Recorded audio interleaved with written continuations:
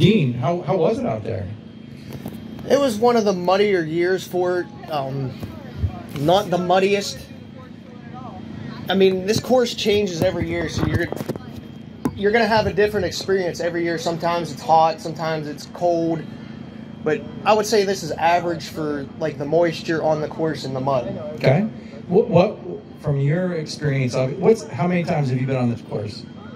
I would say 6 times for sure. 6 times, okay. And as far as you said, it's a little bit on the slippery side. When you're running out there, what's the biggest thing that you got to be thinking about when you come into those areas that are kind of sketchy? What's going through your mind?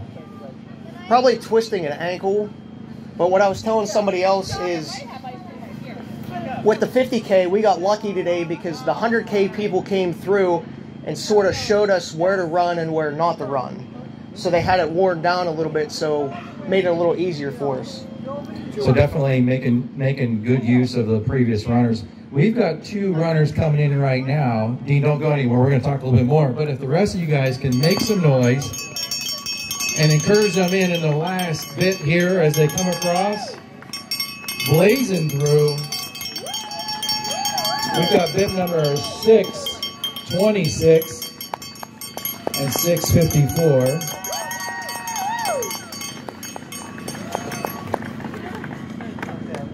626 was David Roy from New York.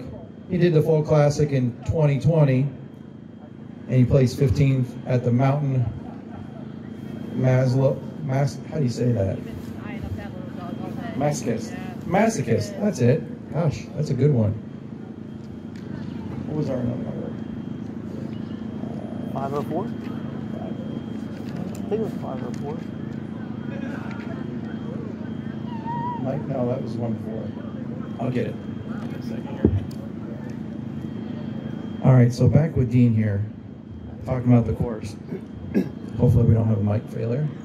But I wanted to ask you, we saw a lot of guys and gals getting out there early on the race, and it seems like they're really cooking with speed.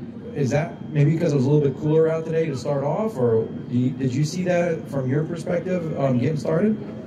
I would say the temperatures really helped early on for speed because you can breathe easier, and just the temperatures in general do play a factor, especially cooler temperatures, so you're not getting overheated, so you can keep your body temperature core a little bit cooler. And then when you're, obviously the first part of this race has got a little bit more technical stuff going on. Is that just a mindset that you have to get into of tackling that, or how do you go into that aspect of the race itself? Because every ultra is a little bit different, and World's End has a little bit more of that technical aspect to it early on. How do you approach that? You just have to mentally prepare for it. Like, since I've done the course so many times, I knew what was coming. You might not be able to picture it until you get close to it, but once you see it coming, then you could be like, all right, this is where we're at, this is how you have to attack it, or pull back a little bit if you're running a little bit too hot. That's good to know. So what got you into ultra marathon racing? That guy there. That guy there. We're speaking about Ben. He's the one wearing the raccoon Hawaiian shirt. Some people say it's trash because it's a trash panda, but I say it's great.